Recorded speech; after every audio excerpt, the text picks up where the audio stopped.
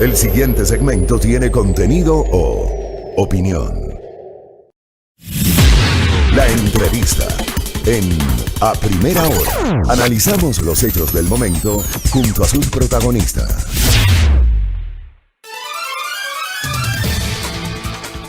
Muy bien, 7 de la mañana con 10 minutos. Gracias por la sintonía, gracias por los saludos, gracias por las críticas, pero sobre todo por la interacción de todos ustedes. Estamos en nuestra señal abierta de radio, estamos para Majestad Televisión en Santo Domingo, estamos por Facebook Live. Conéctense por nosotros a través de las fanpages de Majestad Radio y de Primera Plana, que es nuestro portal de noticias. A ver, algunas cosas para matizar la entrevista que vamos a tener. Ustedes saben que en este espacio hemos procurado mantener en nuestra agenda de entrevistas, de opinión, de noticias, todo lo que tiene que ver con la situación sanitaria, que lamentablemente algunos han pretendido minimizarla. Hace 23 horas, ayer en realidad, ayer en la mañana, el portal de noticias de Coavisa ya daba cuenta que Pekín, la capital de China, vuelve a confinarse y ha cancelado vuelos internacionales. El portal de del canal Deutsche Welle de Alemania, sobre las últimas noticias para el COVID, también informaba que según la Universidad Johns Hopkins, haciendo un cálculo de lo que pasa en Latinoamérica, los países con más casos son Perú con 240.908, Chile con 220.628, México con 159.793, Colombia 55.083, Ecuador 48.490. Brasil obviamente está en una lista mucho más amplia, una lista anterior a esta. Pero aquí evidentemente hay una inquietud que nuestra invitada, la doctora Andrea Gómez Ayora, que ya la tenemos para comenzar el diálogo con ella posteaba en su cuenta Twitter ayer. A propósito de estas cifras, sin testeo masivo, sin aislar efectivamente, sin rastreo, ese número en el Ecuador está lejos de mostrar la realidad y aún así estamos entre los países con más casos. Miren ustedes, hemos hablado en varias ocasiones en este espacio de que las cifras oficiales que cada mañana nos presenta el gobierno, esta infografía que se ha vuelto repetitiva, esas cifras oficiales están muy lejos de las cifras reales y hemos abundado en ejemplos. Si no hay los testeos masivos, no se puede establecer, digamos, una cifra mucho más cercana a la realidad. Y miren ustedes, aún con esas cifras, Ecuador forma parte de los países que tienen una mayor incidencia del COVID-19 en la región. Andrea Gómez Ayora nos atiende, ella es docente, epidemióloga, salubrista, es PhD en salud pública, reside ahora mismo en Santiago de Chile y desde allá tiene la gentileza de atendernos. Es ecuatoriana, cuencana. Nos atiende ahora mismo desde Santiago de Chile. ¿Cómo le va, doctora? Bienvenida, qué gusto. Buenos días, Fabricio. Muchas gracias por la invitación. Quería aclarar que soy candidata a doctora, todavía estoy terminando mi doctorado y por eso me encuentro en Chile. Correcto. Espero volver, ojalá pronto, a Ecuador. Correcto, muchas gracias. Gracias por la precisión. A ver, doctora, empiezo por Chile, porque usted está en Chile. En Chile la cosa está muy grave. Quisiera que nos comente cómo está la situación del COVID en Chile y qué similitudes podría encontrar o diferencias al mismo tiempo podría encontrar con el caso ecuatoriano, porque usted ha seguido muy de cerca lo que está pasando en el Ecuador. Así es, Fabricio. En el caso de Chile, bueno, como se ha comentado ya a nivel internacional, los casos han ido en aumento con una velocidad bastante rápida desde mediados de mayo y a finales de mayo y se ha mantenido hasta el día de hoy. Hay más de 200.000 personas contagiadas confirmadas con diagnóstico por medio de PCR y hay aproximadamente más de 3.600 personas que han fallecido. También quiero rápidamente comentar lo que sucede en Ecuador según la infografía del día de ayer. Los casos PCR, ¿por qué PCR? Porque es la prueba que la OMS sugiere para el diagnóstico más temprano de la enfermedad. Entonces hablamos de que en Ecuador hay 39.534 casos confirmados, mucho menos de los que hay en Chile confirmados, pero con más de 4.000 personas fallecidas confirmadas por PCR. Entonces es una diferencia bastante amplia. Tanto de casos tenemos menos casos, pero en el caso de fallecidos tenemos una presencia de mayor cantidad de personas fallecidas confirmadas por PCR es decir, personas que se realizaron el examen y que se confirmó en este caso la enfermedad. Caso de Chile, hablando de similitudes y diferencias, muchos académicas, tanto en Chile como en Ecuador, hemos advertido la probabilidad de aumento de casos si es que no se toman las debidas restricciones, las debidas políticas para controlar el brote. Y ese ha sido uno de los problemas, tanto en el caso de Chile, Ecuador, Brasil, en donde se ve un aumento paulatino de casos día a día, así como un aumento de personas que han fallecido. El caso de Ecuador, el exceso de mortalidad que no se ha analizado, que no se está analizando, son más de 20.000 personas que han fallecido en el Ecuador a causa de esta emergencia, porque no se puede atribuir a otra causa mayor al promedio comparado entre 2017 y 2019. Es decir, 20.000 personas más que han fallecido que probablemente no debieron fallecer. Entonces, en el Ecuador estamos hablando ya, esta es una cifra que yo comento que está publicada, que es en el registro civil, en donde uno puede realizar los análisis con los datos abiertos y observar estas diferencias. Y estas diferencias según cada provincia. Estamos hablando de que en la provincia del Guayas es quien más lleva el peso del exceso de mortalidad en el país. En el caso de Chile y en el caso del Ecuador también hay una similitud en el caso de las semanas anteriores, especialmente a finales del mes de marzo, mes de abril, en donde se hablaba de una nueva normalidad, en donde se hablaba de abrir malls, de salir a tomar un café. En el caso de Chile, esa política está cambiando durante los últimos días. También hubo un cambio del ministro de Salud, y que me recuerda mucho a lo que está sucediendo ahora en Ecuador, ¿no? De disminuir las restricciones, aumentar la movilidad, abrir malls, en donde también hay un aumento de movilidad de las personas, por lo que aumenta también la probabilidad de contagio. El crecimiento fue lento en el caso de Chile, que también pasa en muchos cantones del Ecuador, y no se tomó las precauciones debidas, no se observó, y llegó a un punto en el que es inmanejable ese número, que es lo que sucede ahora. La región metropolitana, que es en donde se encuentra la ciudad capital, Santiago, se encuentra ahora en cuarentena total. Aproximadamente hace 2 semanas se colocó ya toda la región, hubo una tardía en disminuir la movilidad en esta región. Esto está sucediendo ya en otras regiones del país, y si no se toma la precaución de manera temprana, es probable que suceda lo que está pasando acá en la región metropolitana. Doctora, eso querría decir, doctora, permítame que le interrumpa. Eso querría decir, yo planteaba el tema de esta entrevista, lo planteaba en nuestro arte para difundir a nuestra audiencia, si sobre el COVID-19 estamos lejos de pasar lo peor. Yo le pregunto a usted, con esto que me está diciendo, lo que está pasando en Chile, por ejemplo, que están en una cuarentena total, ¿estamos lejos de pasar lo peor, doctora?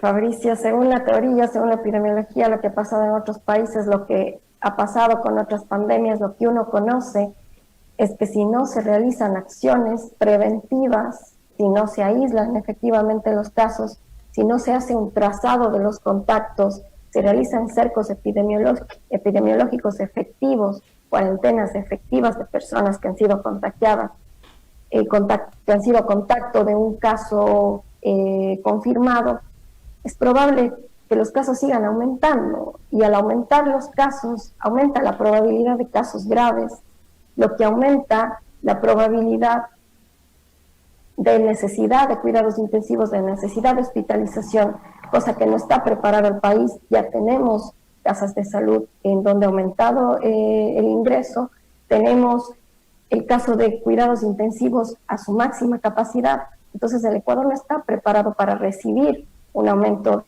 de contagios. Es mi preocupación, y por eso he estado activa en redes desde el mes de marzo, tratando de comentar esta situación.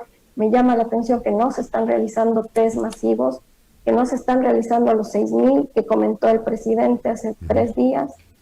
Se están realizando o se están informando no más de 1.400 diarios promedio, porque hay días que han informado menos de 100 y hay días que han informado más de 2.000. Entonces no hay tampoco esos 6.000 test diarios que informó el presidente. no está todo bajo control. Hay provincias en donde los casos están aumentando, en unos de manera lenta y en otros de manera rápida. Entonces, es mi gran preocupación de lo que está sucediendo en Ecuador, y es como ver lo que está sucediendo también acá en Chile,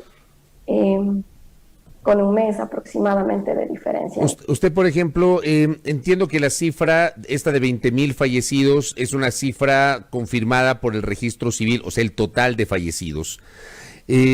Yo hace, ¿qué será? Un mes, tal vez un mes, entrevisté en este espacio a Jorge Guatet, presidente del Consejo Directivo del IES, y que estuvo a cargo de la Fuerza de Tarea Conjunta para la recolección de cadáveres durante la enorme crisis sanitaria en Guayaquil, que algunos hoy ya no la recuerdan y hablan del éxito del modelo de Guayaquil, lo cual me ha llamado poderosamente la atención de cómo se pretende hoy colocar un frame en la opinión pública de que Guayaquil es un caso de éxito, cuando Guayaquil fue el epicentro de la pandemia y se manejó muy mal la crisis. Pero bueno, y decía Jorge Guatet, el momento que le entrevisté, que según la estadística hubo 15,000 fallecidos, pero que el promedio era 2,000, solo en Guayas, 15,000 fallecidos, pero que el promedio era de 2,000 mensuales, esos 15,000 durante 2 meses, es decir, había un exceso de 11,000 fallecidos, y él decía, hay que admitir que esos 11,000 fallecidos pudieron haber, justamente, esas 11,000 personas pudieron haber muerto, fallecido, producto del COVID, no lo descartaba,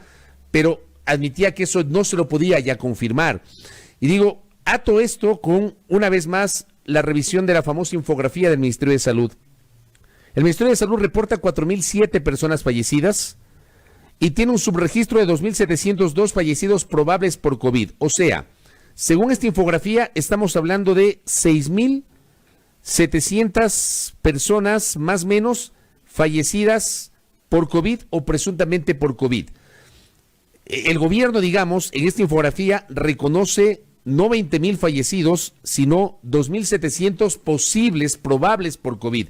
¿Por qué hay tanta diferencia entre las cifras oficiales y las cifras que podrían ser las reales, doctora? Bueno, que ha sido nuestra pregunta desde el primer día, ¿no? ¿Qué se está informando? ¿Quiénes son los que están en la infografía?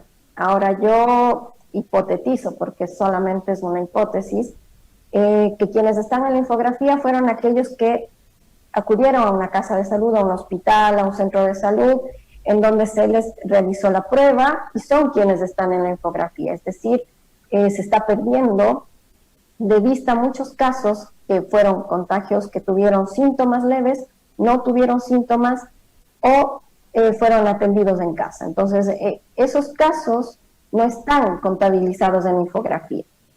Con respecto al exceso de mortalidad que comenté anteriormente, que concuerdan también con lo que comenta, sí, al momento no podemos saber si efectivamente fueron causas directas de la COVID-19, de la enfermedad, o fueron causas secundarias, es decir, tuvieron una enfermedad que si hubieran tenido la atención temprana, que si hubieran tenido una cama en cuidados intensivos, probablemente no hubieran fallecido. Y no lo sabremos hasta que el registro civil publique cuáles son las causas, las edades, y podamos saber si efectivamente son causas directas de una enfermedad respiratoria, porque son probablemente personas que fallecieron sin un diagnóstico definitivo de COVID. Usted habla... Eso por un lado. Sí, siga, por favor, siga. Y por otro lado, con respecto a lo que sucede en Guayaquil, a mí me llama mucho la atención que se está hablando de algo exitoso. Hace una semana me invitaron a la Universidad de Talca de Chile para presentar sobre los datos, sobre lo que sucede en Ecuador, y cada vez que yo veo ese gráfico se me parte el corazón. Es fuerte. Es fuerte ver en números y ver el exceso de mortalidad en el caso del Guayas, y que son muertes de haber nosotros mejorado un sistema de salud, no solamente los últimos años, sino es una estructura que viene como país, y hay que mejorarla, y hay que cambiarla. Seguimos en un nivel 3, y hablamos de un nivel 1 a un nivel 5, nosotros estamos en un nivel 3, en un nivel de desarrollo de un sistema de salud que no puede enfrentar una pandemia, y que durante los últimos 3 meses, lejos de reforzar y de haber aprovechado los 3 meses de la pandemia, se ha hecho todo lo contrario. Ha habido despidos del sector administrativo, no se han realizado los contratos con los profesionales de la salud que están haciendo sus residencias. Hay muchos problemas que lejos de haberse reforzado, seguimos con los mismos problemas de antes. Correcto. Entonces, Guayaquil, si bien ha disminuido la mortalidad, ha disminuido los casos, es también porque, uno, por la historia natural de la enfermedad, es decir, viene una ola, hay muchos casos, hay muchas personas que fallecen y empieza a disminuir la curva. Eso por una parte. Y por otra parte, el efecto también de la cuarentena. La gente estuvo en casa, por lo tanto se disminuyó la probabilidad de un contagio nuevo. Pero ¿qué pasó? Mucha gente que ya estuvo contagiada fue a su casa. Y por eso hay familias enteras que se enfermaron, se contagiaron o incluso fallecieron. Entonces, por un lado no habla de un modelo exitoso, porque también espero que ojalá en el futuro podamos hacer estos estudios, pero ya hay muchos análisis sobre cuáles son las diferencias características socioeconómicas, en qué grupos falleció más personas. Y por otro lado, si es que no hay un plan de aislamiento efectivo, aumento de testeo, rastreo de contactos, los casos van a seguir aumentando. Y Guayaquil, Guayas y cantones, porque no solamente fue Guayas, fue Los Ríos, fue El Oro, y otros cantones dentro de estas provincias que tuvieron también una ola muy elevada en donde hubo un exceso también de mortalidad y que pueden probablemente de seguir así, sin un control y sin una vigilancia epidemiológica, presentar una segunda ola, como es lo que está sucediendo en Irán, por ejemplo. Entonces, dentro del país no vivimos una única realidad, vivimos diferentes realidades de esta pandemia, de esta enfermedad. Y claro, lo que a mí más me preocupa obviamente es que no se está haciendo un diagnóstico temprano. Un diagnóstico temprano por medio de PCR, ¿para qué? Para aislar tempranamente y para disminuir la probabilidad de un contagio al máximo. Correcto. A mí me parece que ese es el aporte fundamental de este diálogo, la necesidad de establecer justamente lo que dice nuestra invitada. El testeo, el rastreo y el aislamiento. Solamente de esa manera podrán tomar decisiones las autoridades. Doctora, quiero agradecerle por la gentileza de habernos atendido en esta mañana. Muy valiosos sus comentarios y le voy a pedir que seguramente me atienda en el transcurso de las próximas semanas porque de esto habrá que seguir hablando. Gracias por su tiempo y por la gentileza y abrazos a la distancia. Muy amable. Muchas gracias, Fabricio, muy amable. Gracias a la doctora Andrea Gómez Ayora, ella es ecuatoriana, está residiendo en Chile, ella es candidata a PhD en Salud Pública, por eso nos comentaba al inicio de esta entrevista, está residiendo ahora mismo en Chile, es docente, epidemióloga, salubrista y médica. Insisto, creo que lo más importante de lo que nos ha dicho, haciendo una valoración, un juicio crítico de lo que está pasando, se necesita más prevención, se necesita el testeo masivo. ¿Dónde está el testeo masivo? Señor ministro de Salud, señor alcalde metropolitano, ¿dónde está el testeo masivo? Es lo que los ciudadanos necesitamos, testeos masivos, para identificar las zonas, rastrearlas y aislar a la gente que eventualmente podría estar contagiada o ubicar esos focos de contagio. Me parece que es el principal aporte de este diálogo que hemos tenido con nuestra invitada, la doctora Andrea Gómez. 7:27 en A Primera Hora.